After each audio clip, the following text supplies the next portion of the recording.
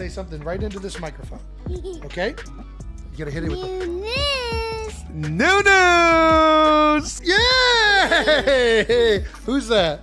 Uncle Travy. Yeah, Uncle Travy. Oh, she gets thinner. I really like it. Very showy. Wait a second. Who's up there today? Kylie and Jason. Kelsey took their kids, Wyatt, Elliott, Bennett, and Finley, to Kansas City to get ready for a week full of action. Jason and Travis will be filming his New Heights podcast today, and he has another exciting job to do. Get ready for the Chiefs-Eagles game on Sunday. Jason Kelce will be talking about the game as the Chiefs play his old team, the Eagles, at home. Taylor Swift will be there too. Oh my gosh. Jason and the ESPN crew were seen filming outside Arrowhead today. This was also part of the preparation for the New Heights tailgate on Sunday. But what makes it even better is that Kylie and the girls got to see Auntie Taylor again for the first time since Uncle Trav proposed to the pop star. This is especially sweet because night falls and the little girls can't leave Aunt Taylor, showing how much they love her and want to sleep next to her. Taylor and her nieces have had a lot of cute and funny times at the Leadwood Mansion. This weekend, fans will see another big party when Kylie Jason reunites with Taylor Swift and Britney. They promise unforgettable fun and exclusive behind-the-scenes magic. A family weekend that started with work and ended with fun changed the public story about the Kelceys this weekend, and if you believe the people who were there, the best times happened when the cameras weren't rolling. A source close to the family said that Tuesday in Kansas City was sunny and business as usual. Travis and Jason are in charge of the podcast and filming, but they also do something softer and more heartwarming. Kelsey brought her 4 little girls to town. It was the first time they met Auntie Taylor Swift since Uncle Trav asked her to marry him. They had a few small, perfect moments at the Leadwood family home. It felt like the private side of Morsey, of Durin Darcy, like the private side of 2000 Fendra, during Nerid and Tetsi and Durgid. That seemed like the private side Durin. You wish you could have taken a picture of that day. The source said there was a lot going on, like lights, cameras, and the usual noise, but every 10 minutes something happened that made everyone forget about the rest of the world and just watch these kids, Taylor, the brothers, Jason, and Kylie, be a family. Of course, the morning work call had to happen. While they were in Kansas City, Jason and Travis planned to record their New Heights podcast. An ESPN production team was seen setting up near Arrowhead for a segment about the Chiefs' upcoming game against the Eagles. The brothers were acting very professional. Jason, the elder statesman, moved like a man who was ready for anything. Travis was quick to make a joke and smile. When his nieces needed a break, he switched between being a host and a patient father figure. It was business on the outside and family on the inside. The source said they joked around and did the show, but they were clearly watching the clock for Kylie to come back with the girls. Kylie got there late in the morning, a brief, useful presence that was both practical and warm. She handled that parent-child dance with the kind of calm and humor that only comes from going through the terrible twos. The girls were full of energy, like pure sunshine. They were lively, talkative, and completely themselves. Wyatt, the unofficial drum captain of family lore, bounced along with Elliott Bennett and the newest member, Finley, behind him. Kylie moved through the greetings like a conductor, giving hugs, setting up snacks, and telling relatives about the shorthand parents use, like nap times, allergies, and the sacred rule that there should be no drums near nap time that had been said in the past few weeks. The source remembered everyone tried to be quiet because they knew Taylor was here, but you know how kids are. They're excited if they're excited. And everyone there was just as excited for them.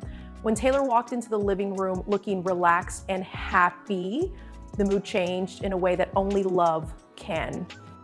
She walked through the yard with a gentle sense of care, kneeling down to talk to the girls at their level, looking at a handmade sign or a grass crown with the same curious delight as any loving aunt.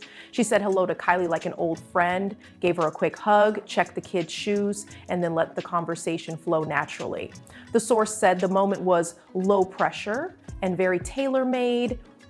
She bent down to the girls' level. She listened and didn't try to impress them with her fame. She was just an aunt who knew how to make a child feel special. From there, the afternoon turned into a series of small, cute scenes that anyone who has ever been around toddlers would recognize right away. Taylor sat on the back steps making friendship bracelets, and Wyatt took over a small toy drum near the edge of the garden. It was both funny and sad. At one point, the drum beat got louder, and Kylie, remembering her own rule, whispered that they should move the kit to the soft play area. Taylor laughed and grabbed a pair of foam mallets, joining Wyatt in an impromptu duet that had the entire yard beaming. She showed Kitty how to do simple rhythms, taught her a silly count, and cheered like it was Carnegie Hall. Kylie later said it was the bridge we didn't know we needed. The source said Taylor isn't just a guest star in their lives. She is working hard to make these kids happy and at ease. The nieces, on the other hand, soaked up all of Taylor's attention. Elliot, who loves story time, asked for a song, and Taylor sang a simple, fun version of a chorus that the kids could sing along to. Bennett walked around with a stuffed animal and insisted that it be a part of everything.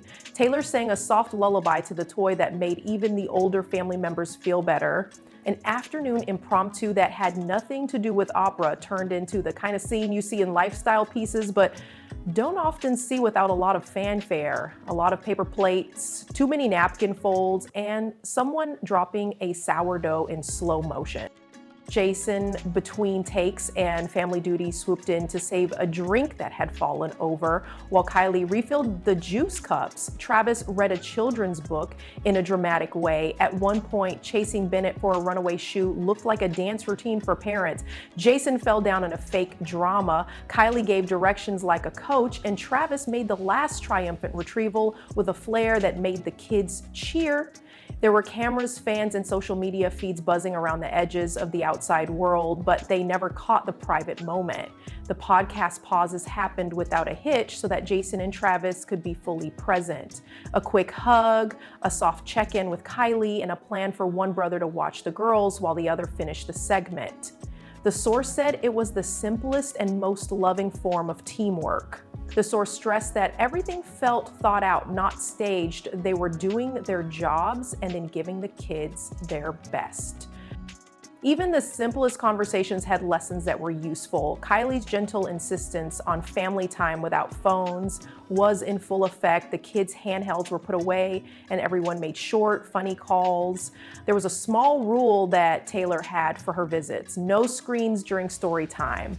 She set an example by putting her phone away and doing a little dance when someone tried to sneak a selfie. These were small rules, but to the family, they were like signs that showed them how to mix celebrity and childhood without one taking over the other. Witnesses also saw how calmly the adults dealt with the small problems that come up when a family is busy. Scraped knee by the pool led to a series of moves that parents are used to: calm voices, quick cleaning, and a soft toy to hold in case of an emergency. Kylie, who has been honest about the messy parts of being a parent, was there and steady like a rock that keeps small chaos from getting too big. The family set up a small concert on a patch of grass as the afternoon turned into golden hour. Wyatt, proudly sitting behind a child's drum kit, led the three cousins in a drum line that was both messy and very cute. Taylor played along on a simple tambourine without making a big deal out of it. She shook it with playful energy that made the girls squeal. Jason and Travis cheered together and filmed short clips that the family could choose to keep private or share as a brief moment of happiness. The speaker remembered that our source said that if you could capture those few minutes, it would feel like medicine for anyone. It was loud, clear, and wonderfully silly in the best way. There were also times that were calmer and quieter. Taylor helped the girls put their hair in braids. Kylie taught her how to pack snack bags for trips. Travis got down on one knee to tie a small shoe and then asked the kids which football move they wanted to learn next in a funny way. It was like the family had been practicing being close for years instead of just days. The mood stayed good when it was time to get ready for bed again. Taylor took the girls to a quiet corner of the house for a magical night. What happened next was like something out of a family comedy. The nieces didn't want to go to their rooms.